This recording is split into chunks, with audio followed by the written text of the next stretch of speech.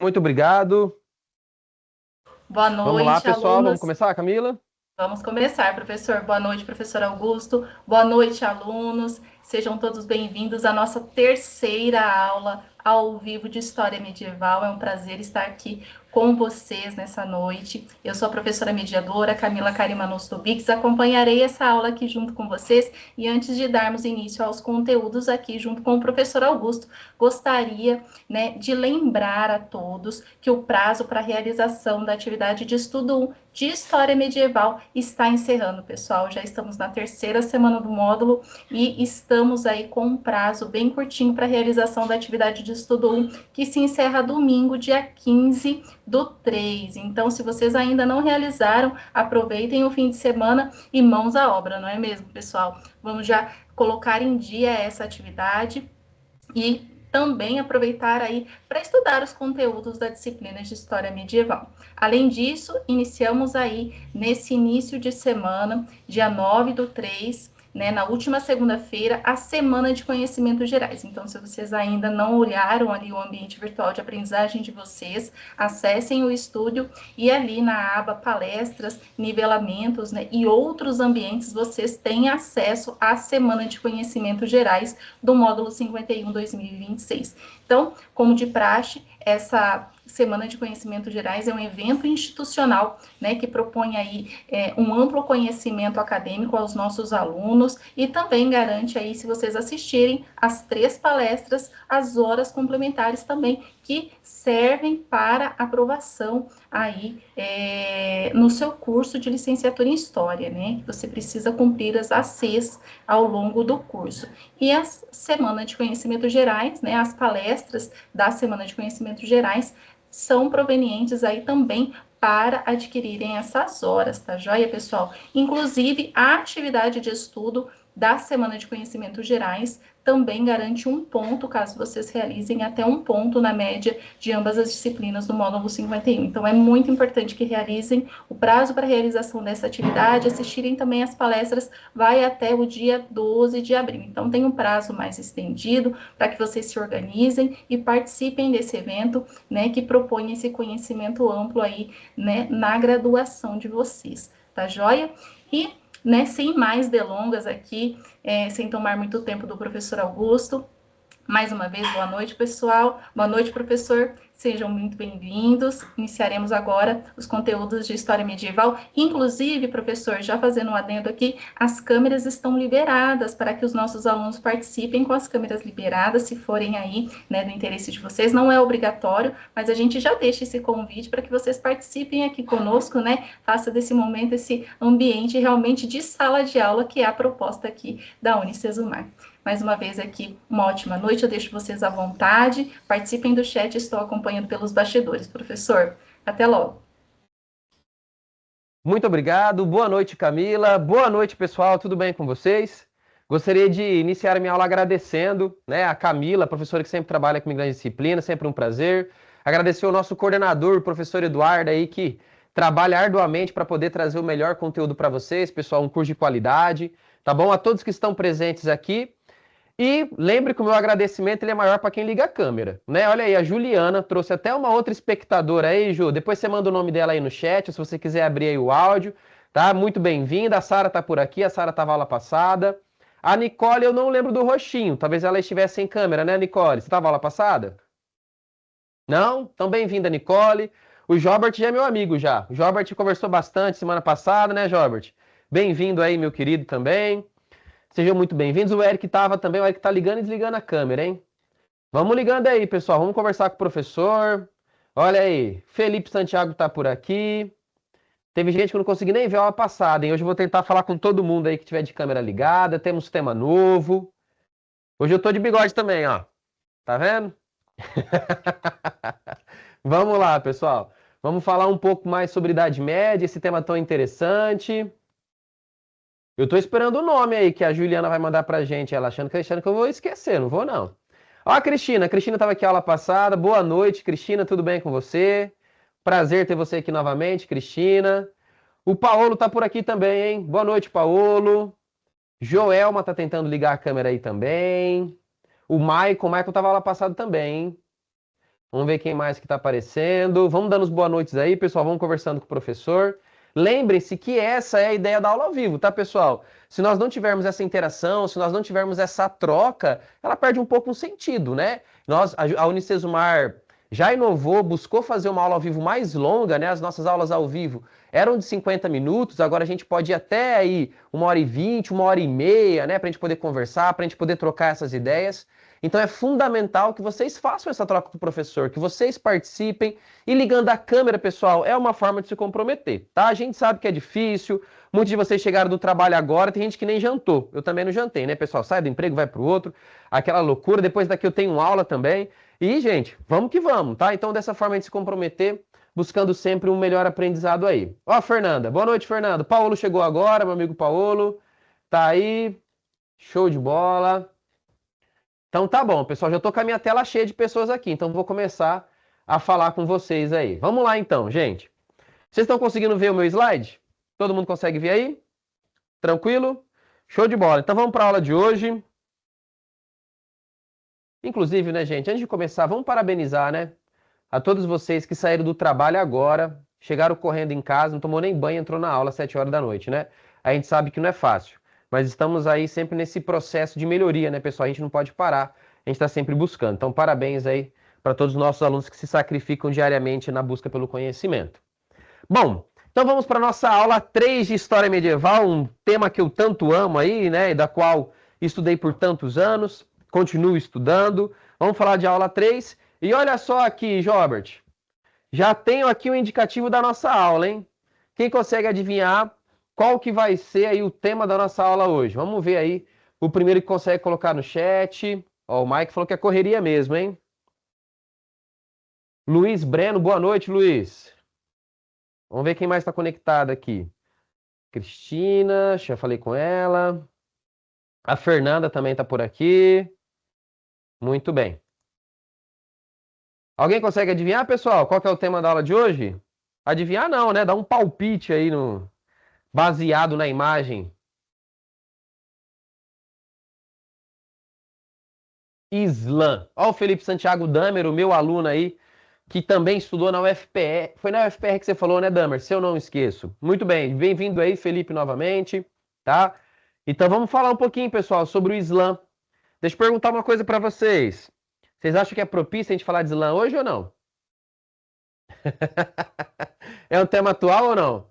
Muito atual, né, pessoal? E a grande verdade é que as pessoas possuem um grande desconhecimento sobre o islamismo, tá? Lembrando que a nossa perspectiva aqui, ela é sempre uma perspectiva histórica. O nosso objetivo é compreender os aspectos históricos e, especificamente nessas aulas ao vivo, eu estou trazendo influências do mundo medieval para a sociedade atual. Então, por exemplo, é inegável a questão do cristianismo, né? Apesar do cristianismo não ter surgido na Idade Média, ele surge na Antiguidade, começa a desenvolver já lá com a patrística, já no final do Império Romano, mas ele vai ganhar corpo, vai se propagar e vai se tornar uma instituição muito poderosa e rica ao longo da Idade Média e vai herdar para os tempos posteriores aí a questão do cristianismo. E como a gente já trabalhou essa questão do cristianismo, eu achei interessante, Robert, que nós trabalhássemos também a questão do islamismo, tá bom? O islamismo aí que é uma religião que vem crescendo num ritmo bem acelerado, né, pessoal, a nível global. Acho que a grande maioria de vocês sabem, mas o Islã, ele é a religião que mais cresce no mundo hoje. Olha aí, o Damer estava conversando com um amigo muçulmano ontem, legal, aqui em Maringá, onde nós falamos aqui da Unicesumar. Nós temos uma mesquita também, tá? O que a gente não tem aqui em Maringá, se não me engano, é uma sinagoga, né? Acho que a gente não tem um templo judaico aqui na nossa cidade, mas islâmica a gente tem porque Maringá também é uma comunidade árabe. Inclusive aqui no Paraná, Foz do Iguaçu, todo mundo já ouviu falar de Foz do Iguaçu? Já das Cataratas, né? Já foram visitar? Pessoal, lá, Foz do Iguaçu tem uma das maiores comunidades árabes do Brasil, tá bom? Então é um ponto aí bem interessante, vale a pena conhecer pela cultura.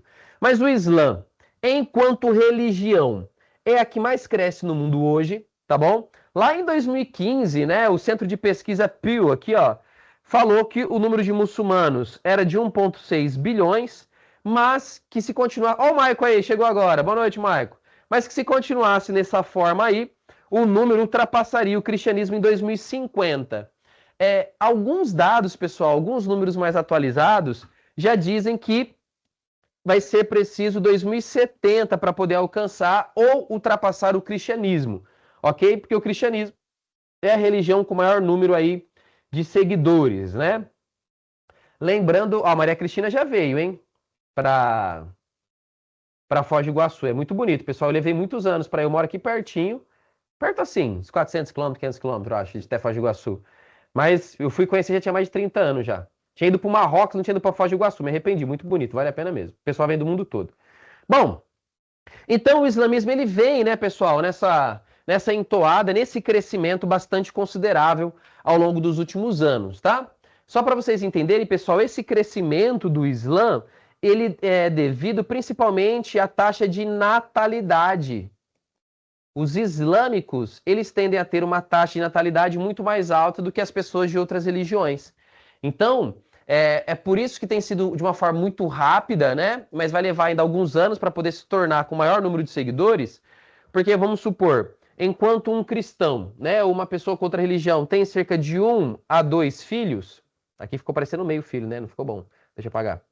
De 1 a 2, o Islã tem mais de 4, né? As famílias costumam ter mais de 4. Então esse crescimento ele se dá por taxa de natalidade, tá bom? Então o islamismo foi uma religião muito importante na Idade Média e continua sendo aí algo de destaque na sociedade atual. E lembrem-se, pessoal, falar de história é falar do presente. Caso vocês não saibam, bom, pelo menos essa é uma perspectiva que eu gosto do Mark Bloch, né? O Mark Bloch diz que quem gosta de passado é museu, é antiquário, que o historiador ele ama o presente. Nós somos apaixonados pelo presente. E toda a história, pessoal, ela é uma história do presente, Jobert. Porque nós partimos do presente. Então, conforme eu trouxe para vocês o tema da aula, vocês já fizeram algumas associações que são de vocês. Eu nem comecei a falar do conteúdo ainda. A única coisa que eu disse até agora, Maicon, foi o fato de que é a religião que mais cresce. Não foi isso? Né? Foi a única coisa que eu disse. Mas eu tenho certeza que vocês já trouxeram um monte de associações e alguns conhecimentos que vocês já possuem, inclusive opiniões próprias relacionadas a essa religião, tá?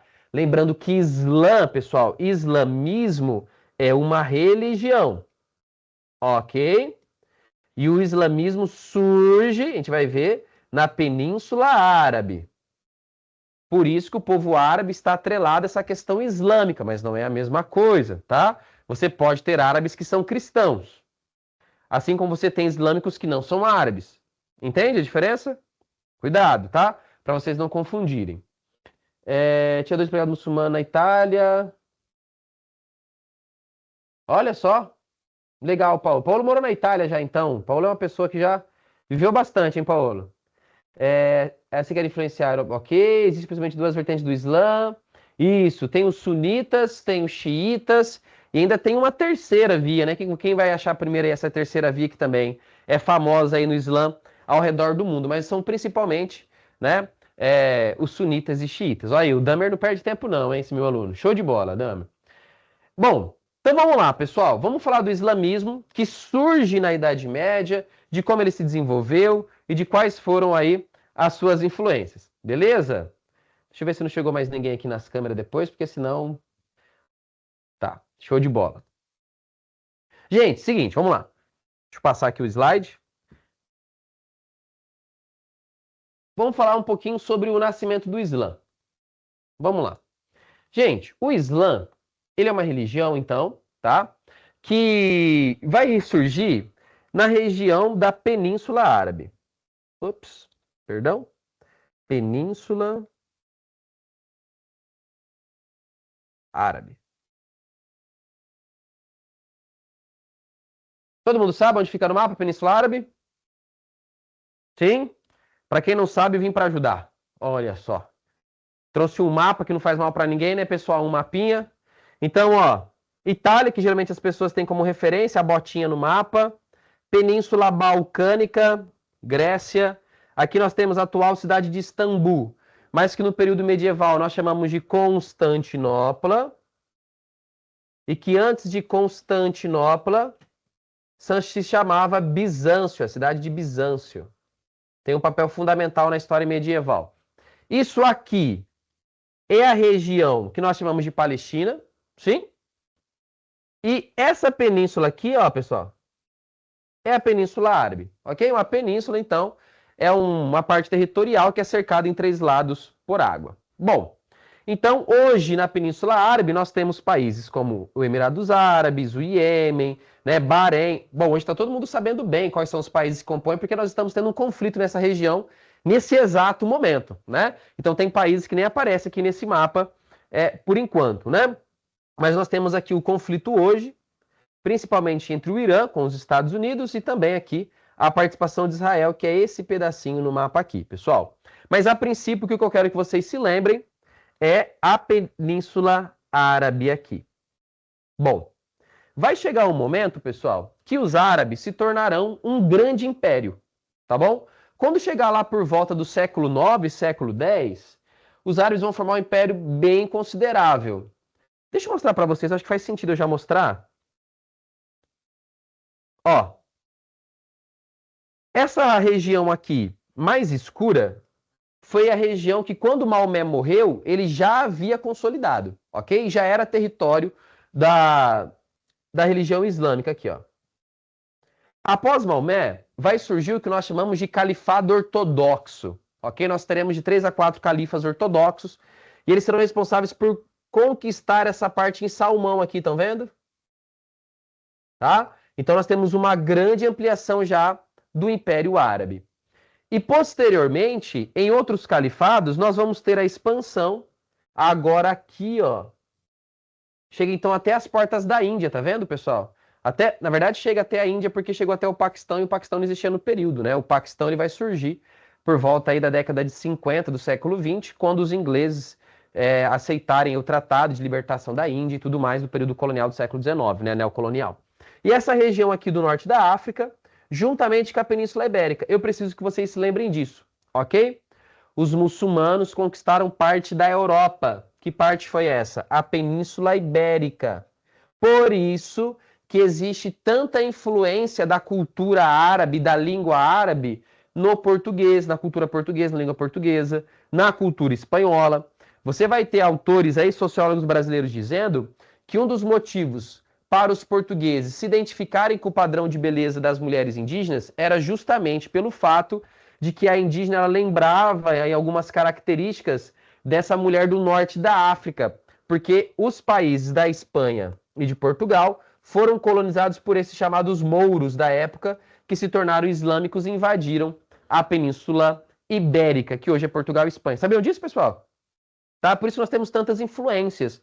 Por isso que, se você é descendente de espanhol, se você é descendente de português, existe uma chance de você ter o sangue judeu, porque os judeus frequentaram essa região durante muitos séculos. Existe uma chance de você ter sangue do norte da África, de você ter sangue árabe, porque essa região... Perfeito, Damer. Essa região a região do califado da Al-Andalus, né, ou do califado de Córdoba, ele ficou por mais ou menos 800 anos. Lembra que eu falei para vocês do meu doutorado lá? Que eu falei para vocês do Fernando III? O Fernando III é o que vai quase expulsar os muçulmanos aqui da região da Península Ibérica, tá bom? Então percebam que eles se tornaram um grande império em pouco tempo, tá? Esse é um fato que vocês têm, então, que se lembrar ao longo da aula. Sabendo disso, vamos voltar aqui. Então, o Islã surge na Península Árabe, tranquilo, principalmente nessa região aqui de Meca, e também na região de Atrebe, mais para cima um pouquinho, mais ao norte, que também é a região de Medina. Pessoal, estão acompanhando? Estou muito rápido ou está tranquilo? Tranquilo? Então tá. Hoje estou meio brabo aí com o Maico, porque ele não veio com a camisa do nosso time aí, mas tá bom. Brincadeira, Maico. Um abraço. Vamos lá. Então o que ocorre, pessoal? Surge na Península Árabe, tá? E o que compõe a Península Árabe? Gente, fala para mim. Sabia-se do petróleo da Idade Média? Até sabia-se, né, do piche, quando ele sai para fora da terra, assim. Mas tinha uma utilidade como tem hoje, no sentido energético, de gerar muitas riquezas? Não. Até porque a indústria química, para fazer refinamento do petróleo, ela é do final do século XIX, tá? E os motores a combustão também são do final do século XIX, com a chamada Segunda Revolução Industrial. Então, petróleo não servia de muita coisa. Então, Não era uma região rica, né, pessoal, como é hoje, onde nós temos uma grande concentração de riqueza devido, isso mesmo, Damer, para impermeabilizar os barcos.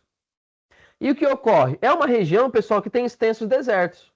É até uma questão que está se falando dessa guerra atual, né? Enquanto o Irã possui grandes cadeias montanhosas, a região aqui da Península Árabe que está sendo atacada é que são grandes desertos, então são muito mais vulneráveis do que regiões montanhosas para poderem serem atacados, tá? Caso vocês estejam acompanhando essa questão do conflito.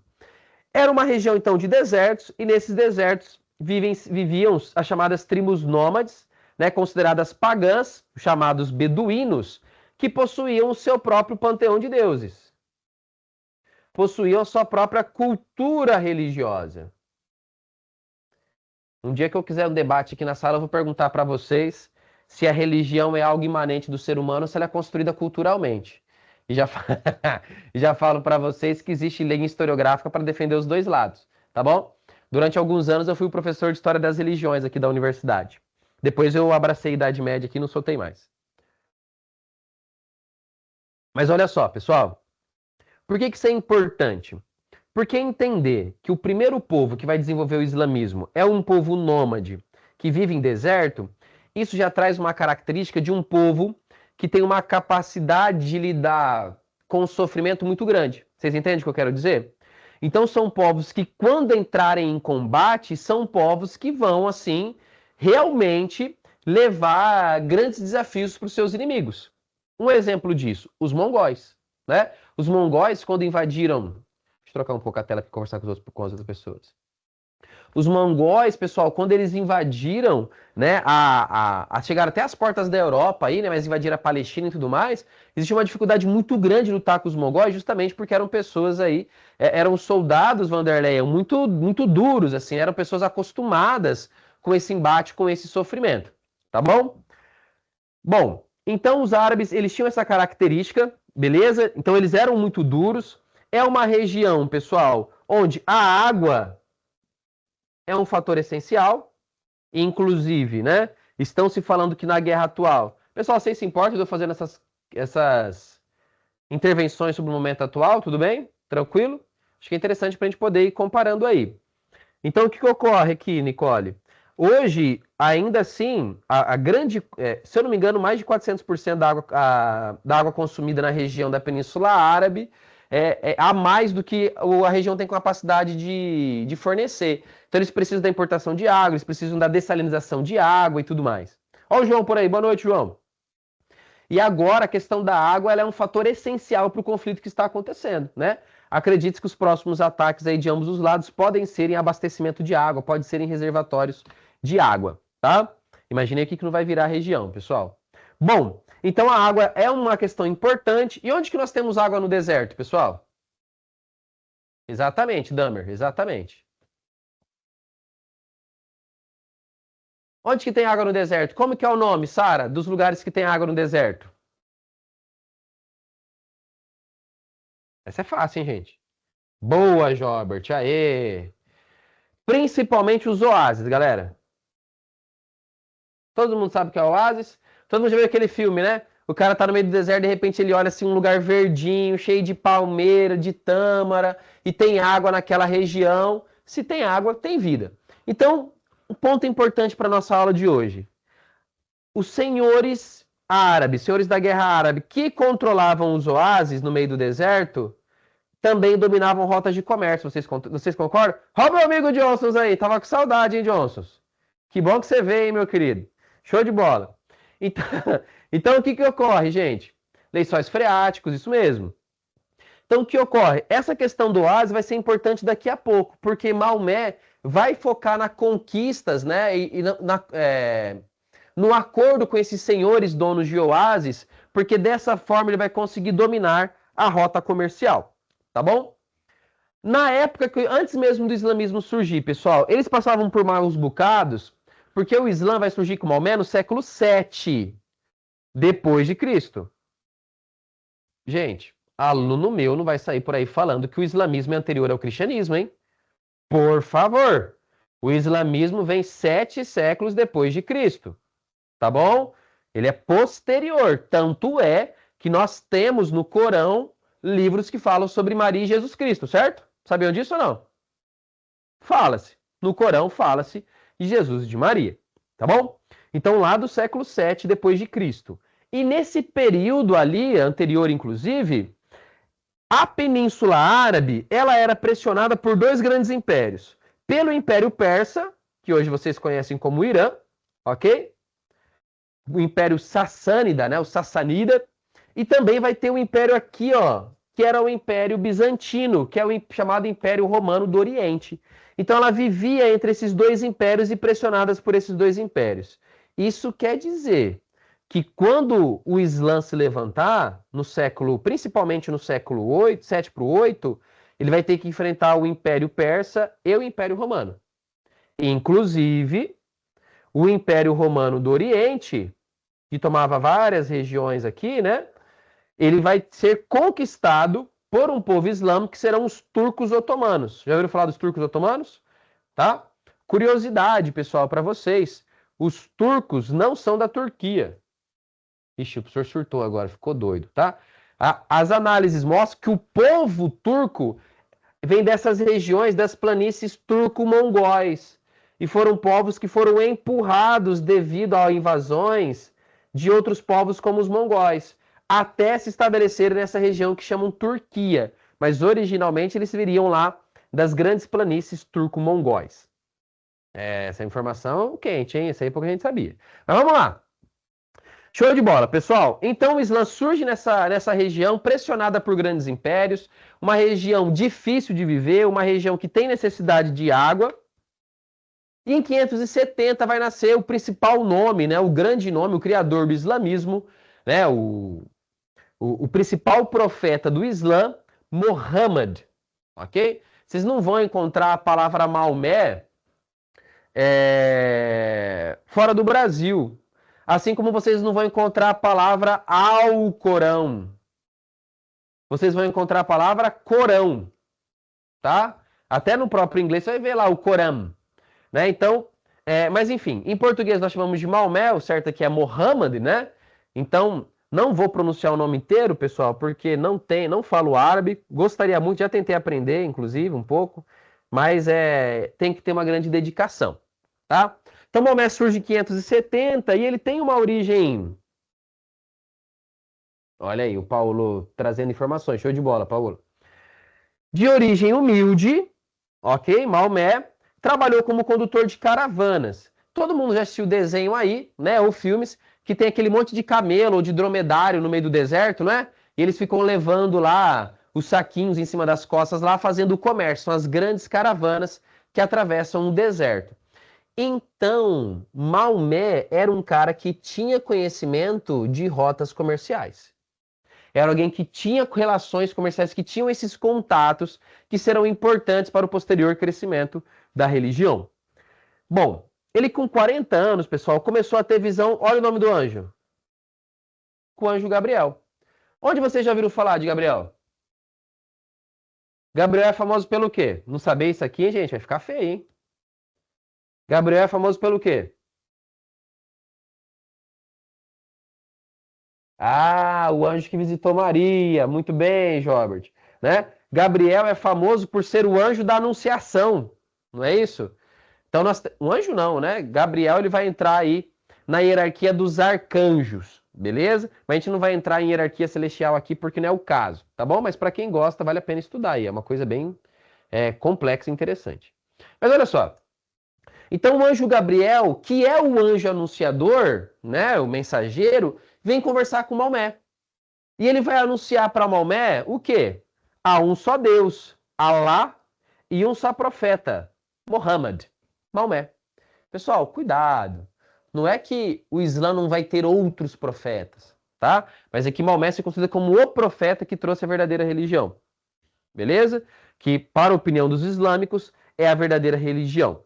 Beleza? Então nós temos aqui a questão do anjo Gabriel. Pessoal, só que se utiliza-se o anjo Gabriel, é porque isso tem influência do quê? Não, Luciano, eu não colocaria dessa forma, tá? Eu não colocaria dessa forma, não. Acho que não é legal. Eu colocaria que o Islã, ele vai ser, já que você colocou dessa forma, vamos escrever aqui, ó. Eu colocaria então que o Islã, ele vai surgir a partir da cultura árabe,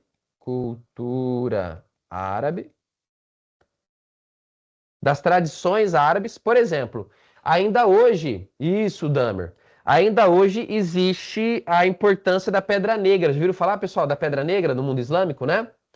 Que fica lá na Caaba, em Meca, juntamente com influências judaicos-cristãs. Ok? Por quê? Porque o islamismo ele vai ser a terceira grande religião monoteísta. E assim como o judaísmo e o cristianismo, o Damer colocou muito bem, vai ser uma religião abraâmica. Ou seja, o Islã vai encontrar ou vai traçar uma descendência de Abraão até Maomé. Então, no judaísmo, nós vamos encontrar essa descendência de vinda de Abraão e vai chegar lá até Davi, até Salomão, não vai chegar, pessoal? Agora, o Islã também vai conseguir fazer, vai traçar essa linhagem também. Então, seria aí, como disse muito bem o Damer, essa influência abraâmica. Beleza, pessoal? Ficou mais claro, Luciano? Por isso que não é uma vertente judaica, mas teve influências, tá? Teve influências. Em um dos livros que eu utilizo para criar essa aula de Islã, pessoal, bom, vai chegar um momento, quando chegar o momento eu falo sobre isso, não vou antecipar não para não dificultar para vocês. Mas olha só, tranquilo até aqui? Respondi? Bom, dando continuidade então. O que ocorre? Então Maomé começa a receber essa anunciação, né, de que ele teria que pregar essa nova religião, de que era a religião verdadeira, né? E Maomé inicia sua pregação aproximadamente 612, ó, início do século 7 depois de Cristo. Só que essa pregação, né, de Maomé, em 612, ela também refletia pregações políticas e sociais. E ela vai, por exemplo, vamos ver como é que colocou aqui. Isso, é verdade, o Maicon.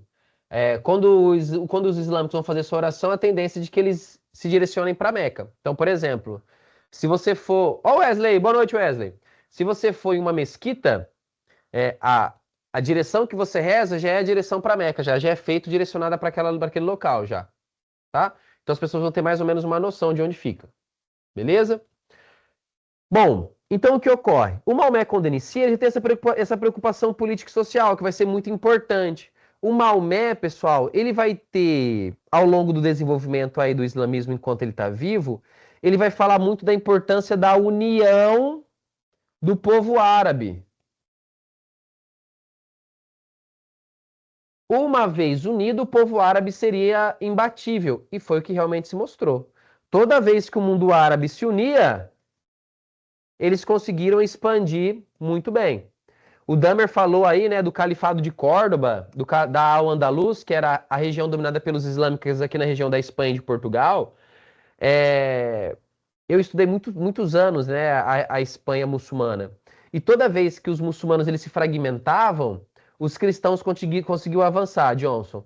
Uma vez que os islâmicos voltavam a se unir numa grande força, derrotavam-se os cristãos, né? Então, por exemplo, quem sabe me dizer um dos principais nomes de liderança do mundo islâmico na Idade Média, durante as cruzadas? Qual foi o nome que assombrava os cristãos, que os cristãos tinham um pesadelo aí? Muito bem, John. Não deu nem tempo aí, ó. Wesley, John, show de bola. Saladin, né? Aladdin.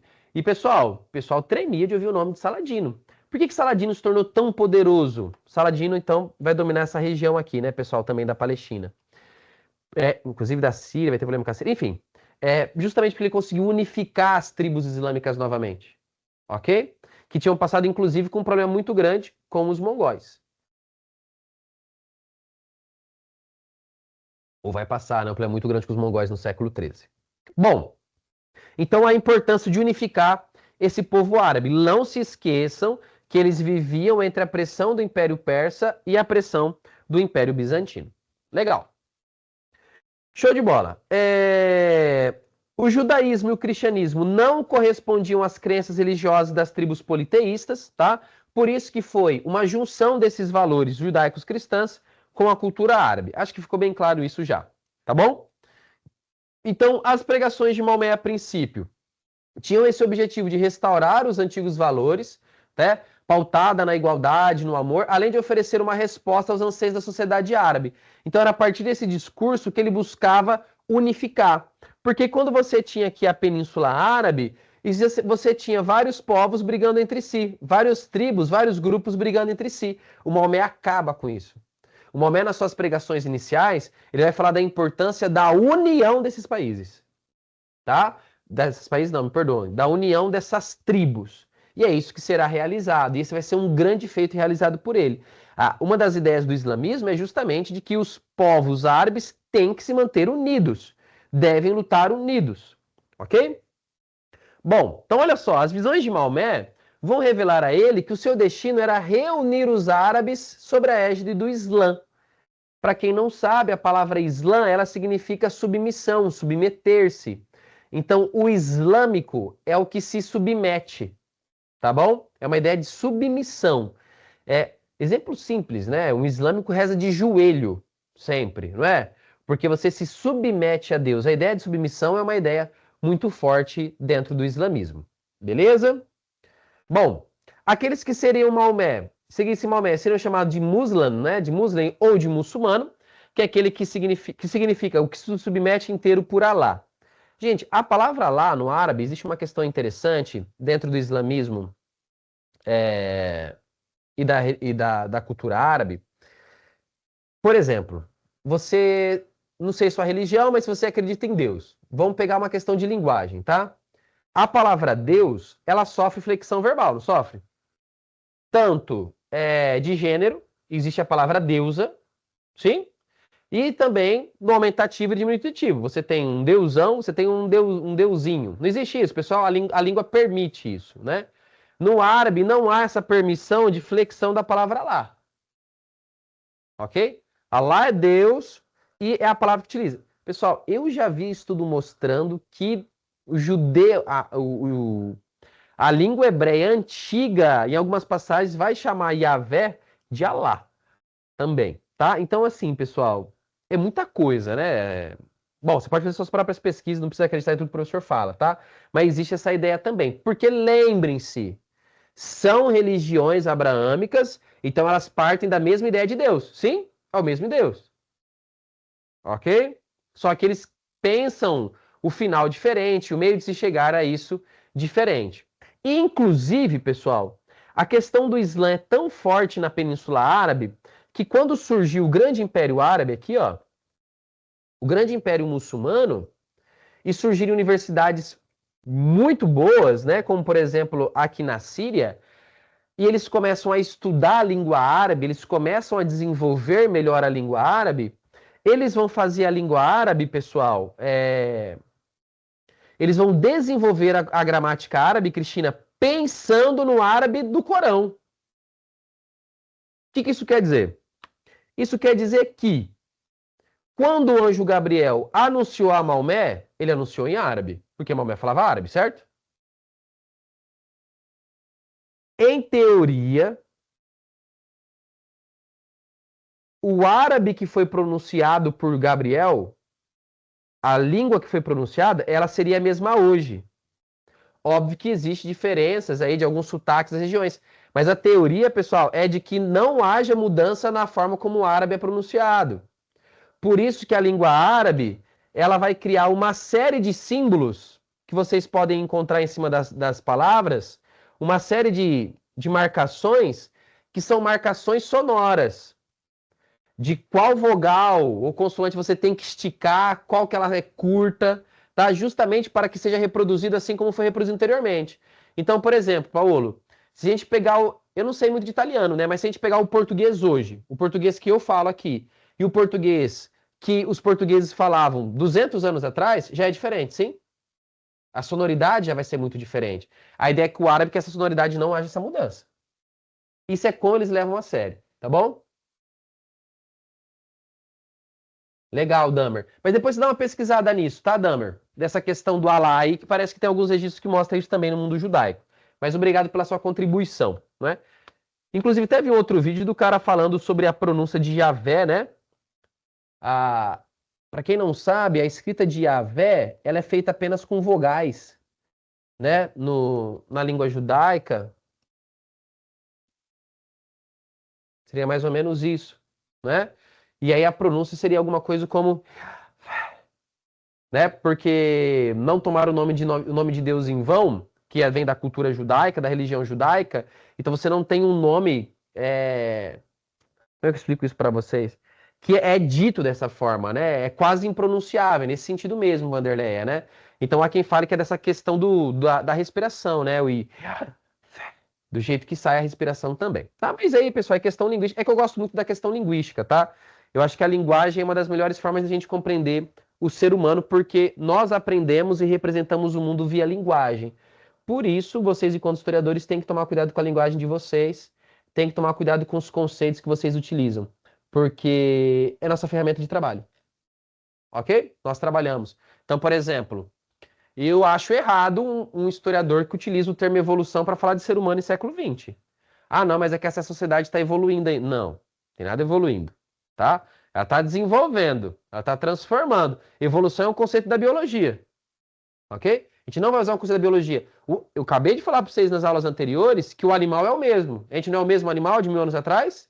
2000 anos atrás? 5000... É o mesmo animal, a gente não está evoluindo. Ah, professor, eu evoluí, eu não nasci com o dente do siso. Parabéns, né? Mas acredito que é uma mudança bem pequena. Né? Mas de fato, algumas crianças já, alguns jovens hoje em dia, já não nascem com o dente do siso. Sabia disso, Johnson?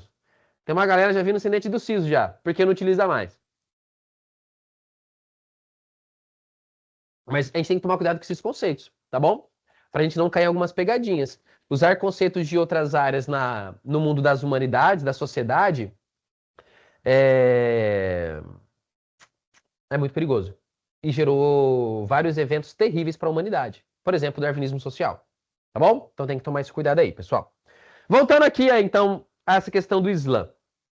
Os princípios e os ensinamentos difundidos por Maomé foram reunidos no livro Alcorão ou simplesmente Corão, beleza?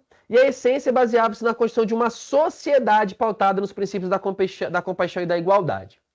Quando eu era professor de História das Religiões, pessoal, eu frequentei alguns lugares, né, de outras religiões justamente para poder dar aula com propriedade, né, pessoal? Não que eu saiba muito, mas de pelo menos ir para poder conhecer, para poder conversar com um líder religioso.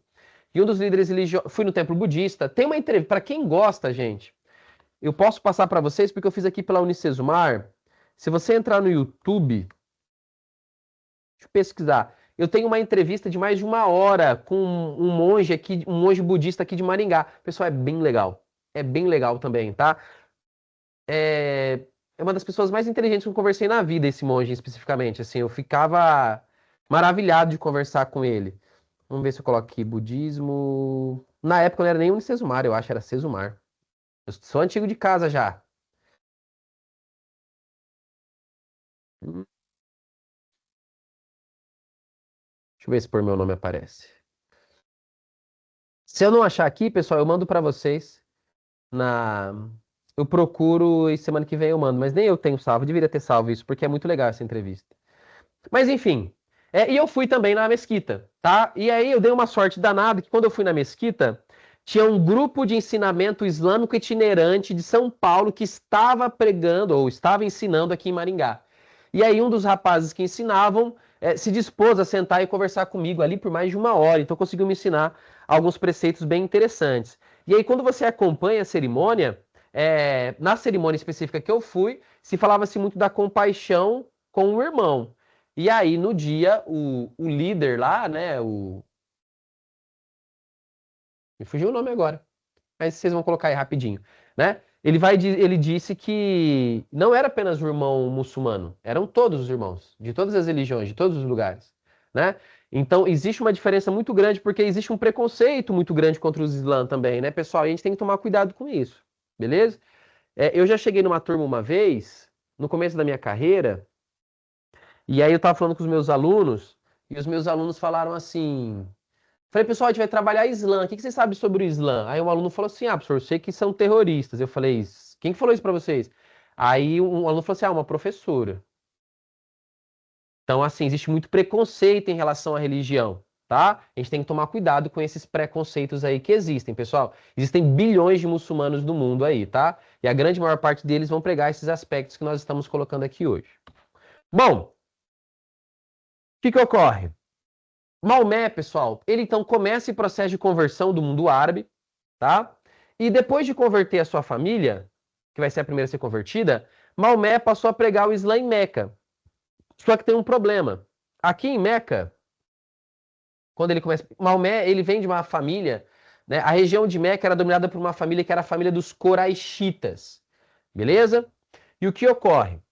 Em Meca, ele não consegue ter sucesso inicialmente. Ele vai ser expulso de Meca. Porque ele, com a ideia dessa religião dele, ele ia contra a religião que já existia, e Meca era um centro de peregrinação da religião árabe. Então, Maomé começou a trabalhar esse comércio que existia, tá, dessa religião. Então, Maomé foi expulso aí, né? Ele sofre um exílio de Meca e ele vai embora para Iatreb. Ele faz uma peregrinação até a cidade de Iatreb, que hoje é a cidade de Medina. Então, ele sai de Iatreb e vai para Medina. É nessa estadia que ele vai ficar aqui em Medina, inclusive, pessoal, que para alguns autores que Maomé entra em contato com a cultura árabe. É em Medina que ele entra em contato com algumas tribos judaicas, e ele vai absorver muito dessa cultura e dessas ideias judaicas. Seria nesse contexto em que ele foi expulso em 622, e a essa peregrinação até Medina e Atrebe recebe o nome de Égira. É um momento importante. Isso, Luciano. Inclusive, Luciano, eu dei uma aula, estava dando uma aula uma vez sobre o Islã, e é importante, já que eu falei agora sobre conceitos para vocês, né, a importância de usar conceitos corretos, Eric, é que radical é aquele que segue a raiz, é aquele que faz certinho o que diz a escrita, né? O grande problema, geralmente, das religiões são os fanáticos, ok? São os fanáticos que são problemas. E existem grupos fanáticos dentro do Islã, assim como existem em outros locais, ok? Bom, então a Égira, pessoal, ela é importante porque ela marca o calendário muçulmano, ó. Então o calendário muçulmano, vamos ver se alguém acha o ano primeiro que eu aí. Ano muçulmano. Os muçulmanos hoje estão em 1447. Professor, não faz sentido. Se eu tirar 2026 e tirar 622, não vai dar 1447. Não mesmo. Por quê?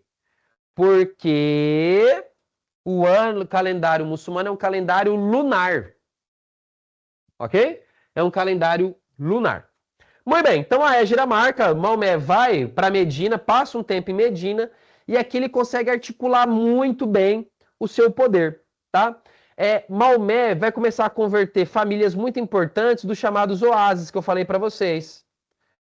Então, quando ele voltar, por exemplo, para Meca, ele vai voltar já com uma pessoa muito poderosa. Ele vai voltar com uma pessoa já muito importante economicamente e politicamente falando, a ponto dessas famílias de Coraixitas de Meca terem que aceitar ali a sua presença, tá?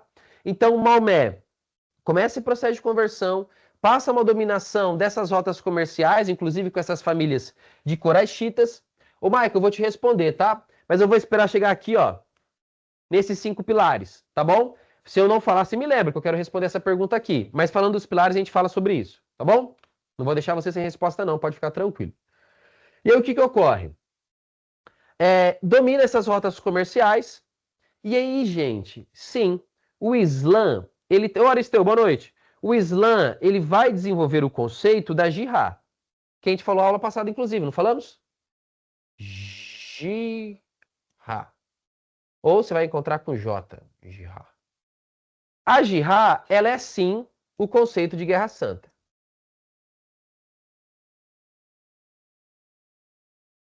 Ok? Mas, por exemplo, vamos supor, a jihad, a ideia de jihad, ela existe hoje. Para os fanáticos, ela continua no mesmo sentido, Wesley. Ok? Nessa ideia de dominação. Mas se você pesquisar, joga aí, não acredita no professor não, joga na internet e pega um islâmico explicando o que é jihad para o islâmico hoje. Ele vai dizer, olha, a jihad, para uma grande maioria dos islâmicos hoje, ela é uma luta, ela é uma guerra santa, mas ela é uma guerra santa como contra o principal inimigo que a gente tem. Quem que é o principal inimigo que a gente tem? Quem que é a pessoa que mais te atrapalha na sua vida, Nicole? Quem que é a pessoa que mais impede você de fazer o que você quer? Qual que é a pessoa que mais impede você de ser uma pessoa melhor? Ficar bem explícito isso, que somos nós mesmos, né? Perfeito, nós mesmos. Então hoje trata-se de uma guerra que é uma guerra espiritual no combate a seus próprios problemas, de buscar essa ascensão, de buscar ser uma pessoa maior. Isso para a grande maioria, Michael, você entende? Então ela está na origem do Islã e o Islã utilizou sim. E nesse processo de conquista aqui que eu mostrei para vocês, Michael, eles utilizaram a ideia do jihad. A jihad é uma ideia muito importante. Uma vez um território conquistado em guerra, ela se torna de Deus, ela nunca mais será abandonada, né? Você vai ter que tirar eles via força, não existe acordo para tirar eles dali. Só que o cristianismo, durante as cruzadas, também tinha uma ideia de guerra santa, não teve? Vale para hoje? Não vale. Houve uma alteração, certo? Houve uma alteração. O cristianismo hoje não prega mais a violência para poder derrotar o Islã. Bom, pelo menos até onde eu conheço, né? Deve ter uns grupos fanáticos que pregam, mas não é a ideia mais. Então as religiões elas vão se transformando, elas vão se adaptando. Responde mais ou menos, Marco? Deu para entender? Então fala-se desse processo de conquista sim, mas há sempre um processo de adaptação, assim como existia das outras religiões. Por exemplo, eu ensinei cristianismo para vocês nas aulas anteriores. Oi Maria Goretti, boa noite. E nós vimos que o cristianismo, quando ele precisou se tornar mais bélico na Alta Idade Média, utilizava-se o Antigo Testamento. Certo? O cristianismo que busca ser mais pacífico utiliza o Novo Testamento. A única... Olha lá. O apagado do Paulo falava que ele era o inimigo, ó. Mas você é cristão, Paulo? Eu lembro que você colocou a questão lá da igreja no outro dia, mas a religião que você participa. Ou é porque você é um ocidental?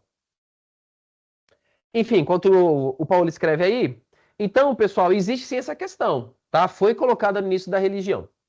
Então, adquirir a convicção de que Deus e seus anjos lutavam ao seu lado, isso aqui, pessoal, é fundamental para o processo antigo.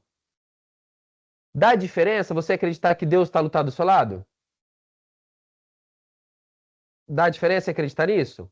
Faz, tá? Eu sempre falo isso para meus amigos, pessoal.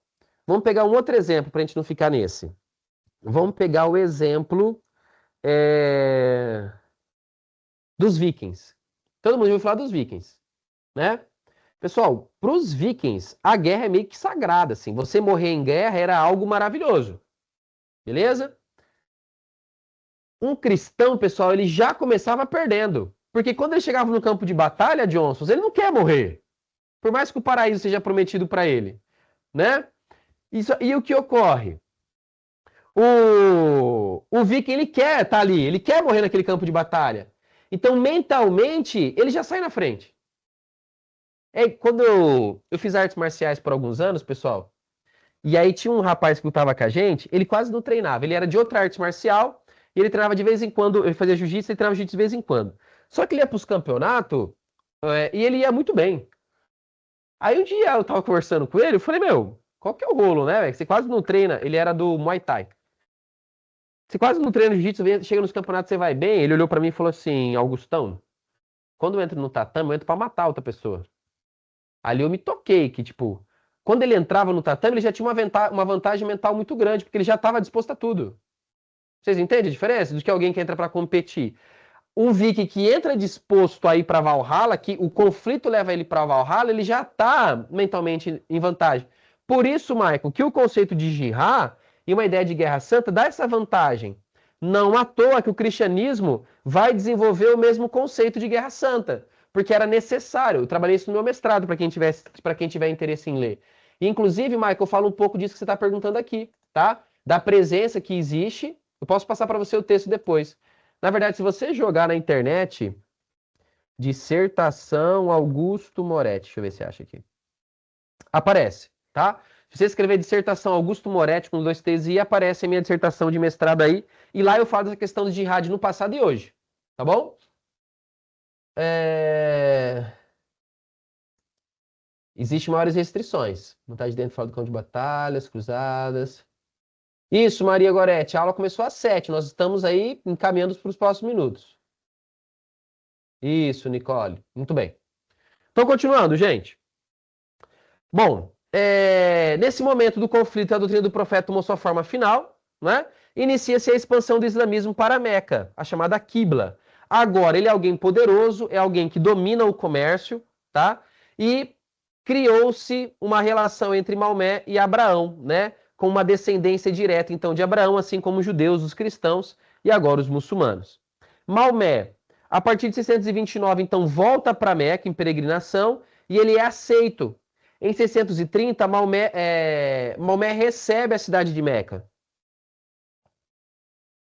dos próprios coraixitas. Então ele ocupa, ele destrói aqueles deuses politeístas que existiam, mantém a Pedra Negra, né? E instaura a religião islâmica e a partir dali ele inicia o seu processo de conquista que vai culminar na unificação de praticamente toda a Península Árabe. Então, sim, a relação da guerra islâmica ela está relacionada, Mike, a essas questões comerciais, políticas, econômicas, né? Maomé já trabalha essas questões de início, beleza? Como a gente pode ver aqui. Bom, o Islã, gente, o Islã ele é fundamentado em 5 pilares, tá? Existe até um nome específico para esses 5 pilares. Mas primeiro, o primeiro pilar, existe a declaração da fé em Alá. Então, o islâmico ele proclama que existe apenas um Deus e esse Deus é Alá. Existem as orações formais que todo muçulmano deve proclamar ao longo do dia. Ao todo, mais ou menos de 5 vezes ao dia, existe essa oração de pelo menos, né? A contribuição anual feita pelos fiéis em dinheiro ou bens, que alguns colocam como caridade. No mundo islâmico, a caridade é algo que é importante. Então, por exemplo, no mundo antigo, existia a ideia de que se você batesse na porta de um islâmico e pedisse abrigo ou pedisse ajuda no meio da noite, ele era obrigado a te ajudar nesse sentido da caridade. Tá bom? A prática que pressupõe o jejum no mês do Ramadã. Então, o islamismo ele prega que do nascer do sol até o pôr do sol você não pode consumir nada durante o mês. Nem água, tá, Johnson? Então não se bebe nem água. Então, eu tive alguns alunos de família árabe, islâmicas, que durante o Ramadã eles acordam mais cedo, 3, 4 horas da manhã, fazem uma refeição, né, mais robusta, e aí passam um dia sem comer até a noite. E aí no final do Ramadã existe uma grande festa aí. E por fim, a peregrinação à Meca é um dos princípios de que pelo menos uma vez na sua vida você deve peregrinar até Meca. Bom, Maomé, ao chegar ao poder, vai organizar esse Estado teocrático, né? Uma característica do islamismo aí. Então, por exemplo, agora o Irã, né, tem essa característica de ter um líder político que é um líder religioso, que no caso é o Ayatollah, né, no caso do Irã, e vai lançar os fundamentos ideológicos de um grande império. Em 632, Maomé vem a falecer, mas ele já tinha deixado, como eu mostrei para vocês, a Península Árabe unificada, tá? E ele, pessoal, vai lançar os fundamentos ideológicos do grande império, só que os seus substitutos vão ser os chamados califas. É aqui que a coisa vai se dividir, entre sunitas e xiitas. Os sunitas, pessoal, que é a grande maioria dos muçulmanos, cerca de 90% dos muçulmanos, eles são sunitas, eles vão dizer que o sucessor de Maomé, que é chamado de califa, ele podia ser qualquer pessoa que fosse escolhido por eles. Já o movimento xiita, que é um movimento aí de bem menor, né, dentro do islamismo, ele vai dizer que não, que a linhagem dos califas, ela deveria ser feita por meio de uma linha hereditária de Maomé. Isso vai se perder principalmente a partir do, se eu não me engano, do 3º ou do 4º califa, quando acabar o califado ortodoxo. Então, os primeiros 3 ou 4 califas, me perdoem agora, eu esqueci certinho, eles pertencem, eles têm uma linhagem de Maomé, existe uma proximidade em relação a Maomé. E é esse califado chamado de ortodoxo que conquista essas regiões aqui em Salmão que vocês estão vendo. Tá bom? Show! Então, temos essa diferenciação principalmente em relação a quem seguir agora dos califas, beleza? Existe também os alauítas, não é isso, Damer? Se eu não estiver enganado, é esse o nome aí. Então, lembrar que aí, a partir de então, o Islã começa a crescer, né? passa a fazer uma série de conquistas. Em 36 tem a Síria, o Iraque em 37, o Egito em 42, o Irã em 51. Lembrando que o Irã é o Império Persa. Em 711, como eu falei para vocês anteriormente, os islâmicos chegaram à Península Ibérica, onde estavam os visigodos, aqui, e os muçulmanos tentaram adentrar a Europa, mas eles foram impedidos pelo líder do Reino Franco, Carlos Martel, na chamada Batalha de Poitiers. Carlos Martel, para quem não sabe, é o avô de um dos reis modelos da Idade Média, que se chama Carlos Magno, que vai ser o ápice aí da dinastia carolíngia. Beleza? Bom, e aí chegou no ponto que eu queria, pessoal. Eu queria chegar nesse ponto aqui da aula, tá? Mas eu tive que fazer toda essa introdução de islamismo para vocês.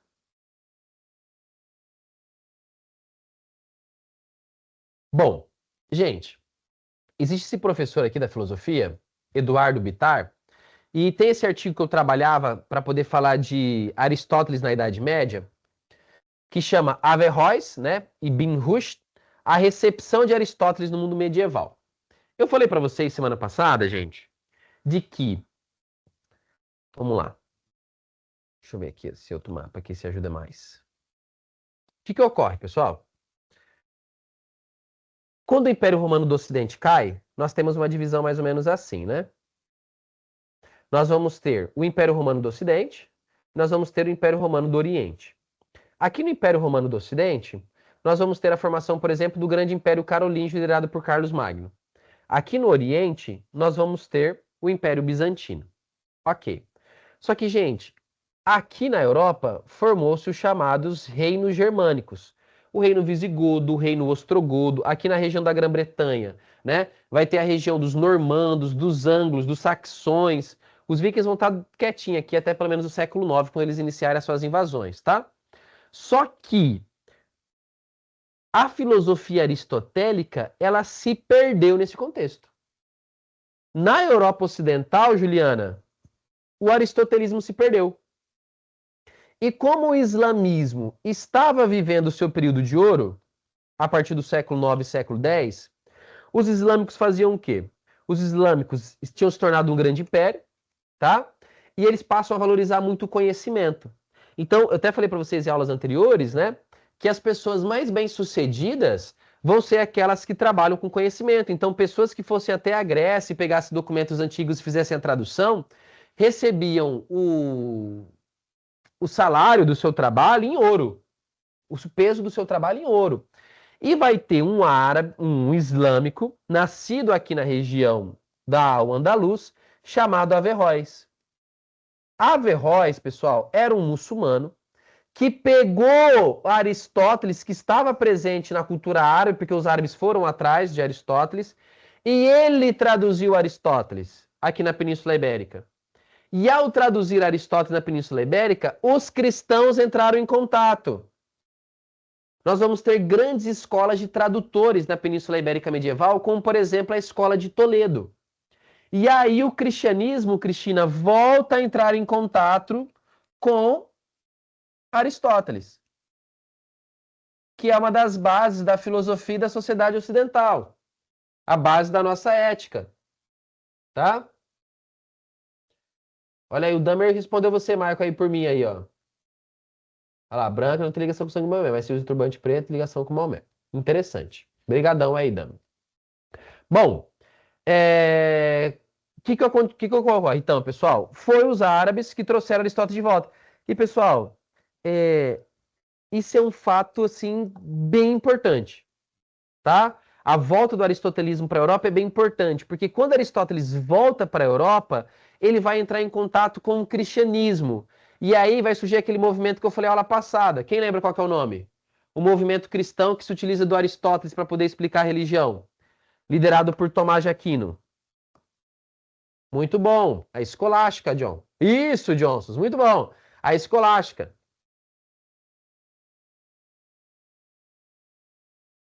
Isso muda o cristianismo, pessoal.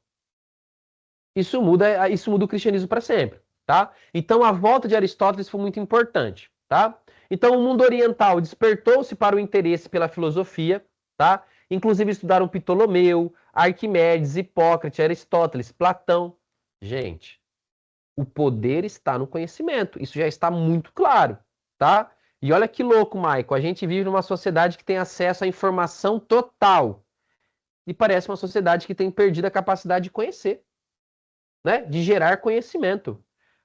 Porque a gente só quer ficar naquela informação rasa, a gente não vai estudar, a gente não vai ler, a gente não vai se aprofundar. Pessoal, se você gosta de algum tema, professor, eu gosto muito de cristianismo, vai estudar, mas vai na raiz, sabe?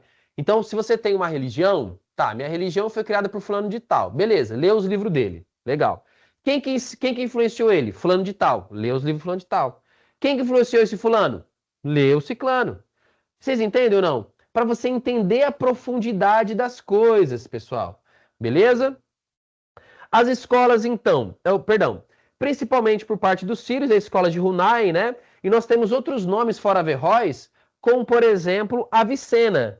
Avicena é outro nome muito importante do mundo árabe para a Europa. Avicena era médico. Eu acho que eu comentei dele na aula passada, inclusive, que eu falei para vocês que os árabes faziam cirurgia no olho. Não falei isso na aula passada? Né? No século IX, os árabes já faziam cirurgia nos olhos já.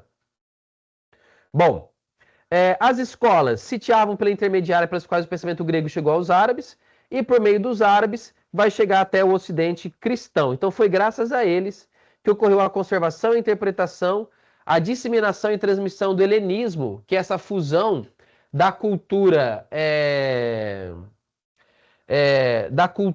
cristã ocidental. Beleza. Então, como eu disse para vocês, lá no século XII, tá acontecendo aqui no chat, vamos ver. Eita, vamos acalmar aí.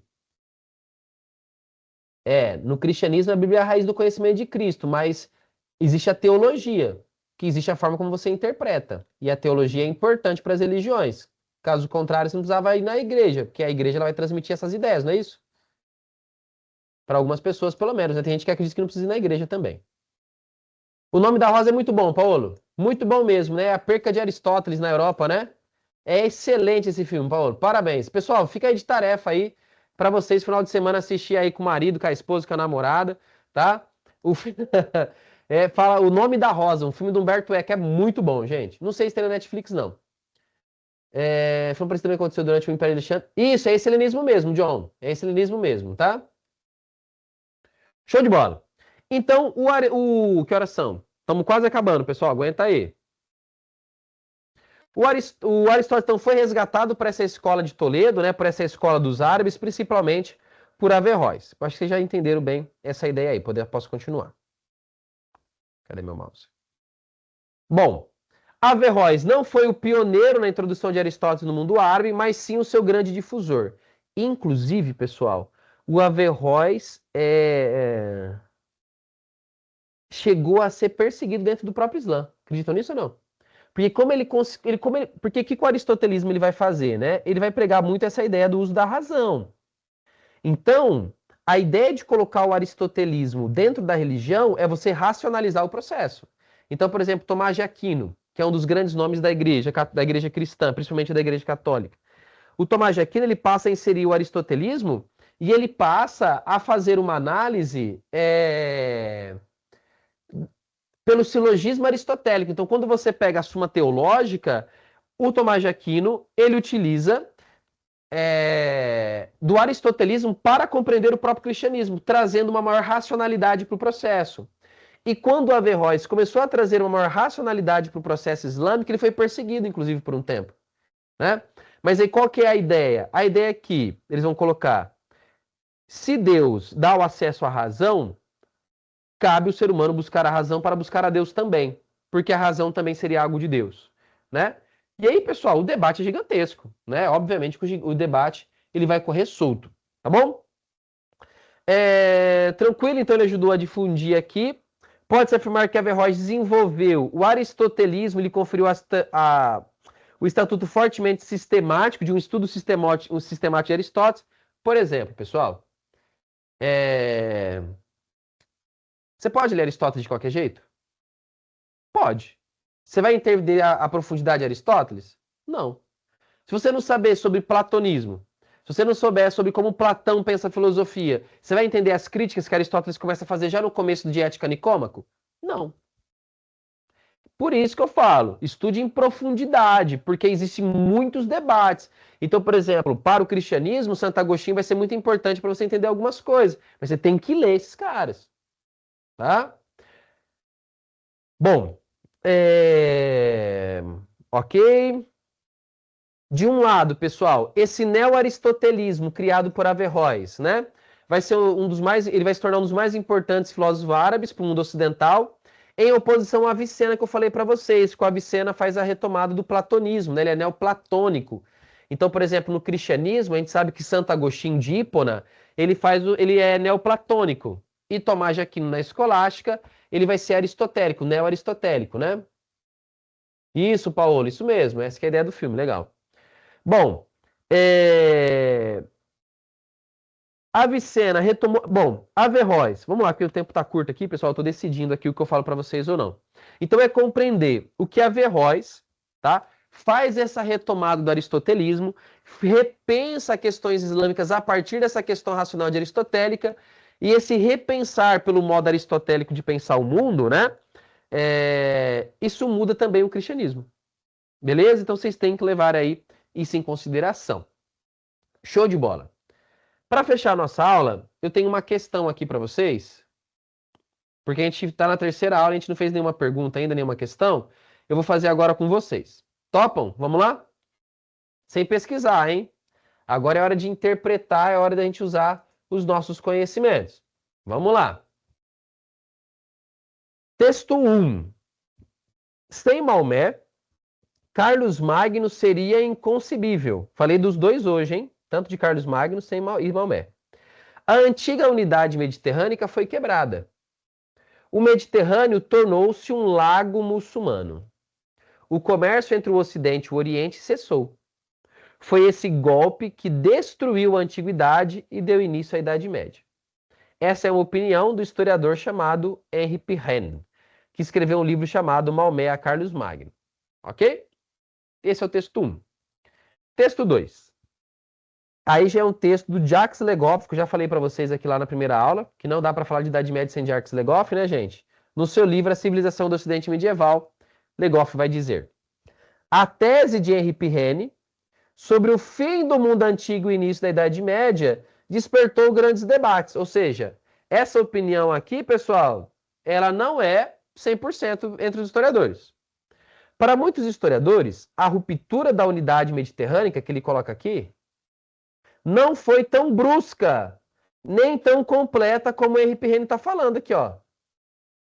A economia monetária e o comércio de longa distância não desapareceram totalmente. E o papel dos povos germânicos na transformação das estruturas romanas foi muito mais significativo do que Pirenne admitia. Pessoal, de cara, o Legoff está concordando ou está discordando do Pirenne? Discordando, né? Ele está colocando aí problemas na tese do Henri Pirenne, dizendo, olha, não é bem assim. Os islâmicos, eles não fecharam todo o comércio no Ocidente medieval, tá? Houve uma continuação. Os germânicos, ele coloca que Carlos Magno não era nada, ó. Ele vai dizer, não, os germânicos foram muito importantes para a transformação das estruturas romanas, para a criação da Europa medieval. Então vamos lá, a pergunta então. Considerando a controvérsia historiográfica apresentada nos textos sobre a transição da Antiguidade para a Idade Média, avalie as afirmações a seguir. Força aí, pessoal, para a gente ir embora, hein? Pirenne sustenta que a verdadeira ruptura com o mundo clássico ocorreu devido à expansão islâmica no século VII, que isolou a Europa Ocidental. E aí? Tranquilo? Verdadeiro? Falso? Sim? Não?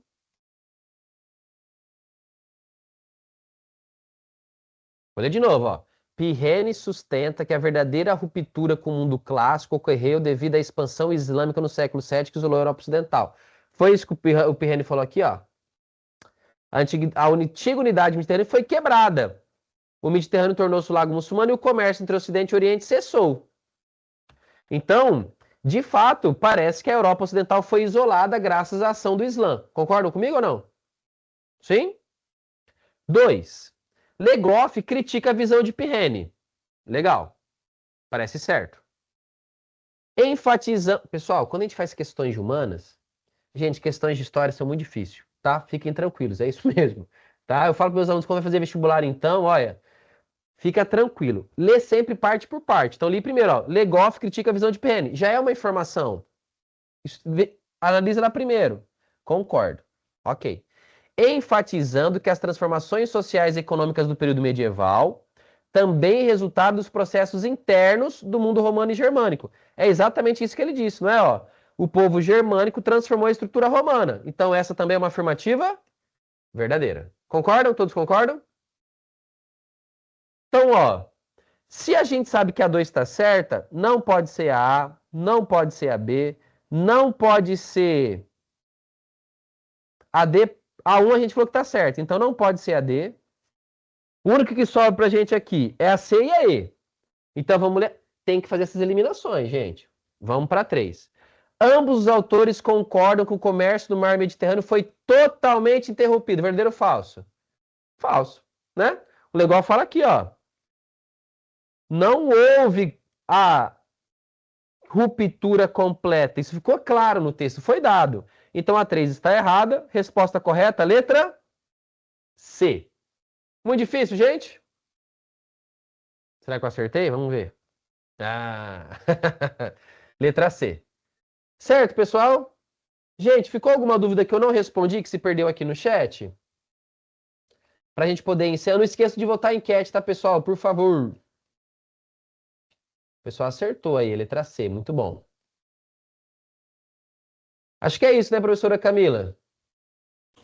É isso, professor. Muito obrigada pela sua presença e explicação aqui. Uma excelente aula. Tenho certeza que nossos alunos também aqui gostaram bastante. Todos ficaram conectados até o finalzinho. Obrigada mesmo. E eu também queria agradecer aos nossos alunos a interação deles aqui no chat, as câmeras abertas. Faz a diferença aqui enquanto nós, professores, e também para o aprendizado de vocês. Então, a gente só tem a agradecer aqui, né, esse contato que vocês têm conosco. Lembrando, pessoal, só um aviso aqui, né, para que vocês realizem a atividade de estudo 1 que vence, né, o prazo se encerra agora domingo, dia 15/3. Então, se porventura vocês ainda não fizeram, assistam o tutorial do professor Augusto na sala do café, façam a atividade agora, né, no fim de semana, aproveitem aí um momento para estudarem. Muito obrigada, professor, muito obrigada, alunos, uma excelente noite e também, desde já, um ótimo fim de semana para vocês. Mais uma vez eu agradeço aqui a todos. Até mais, professor.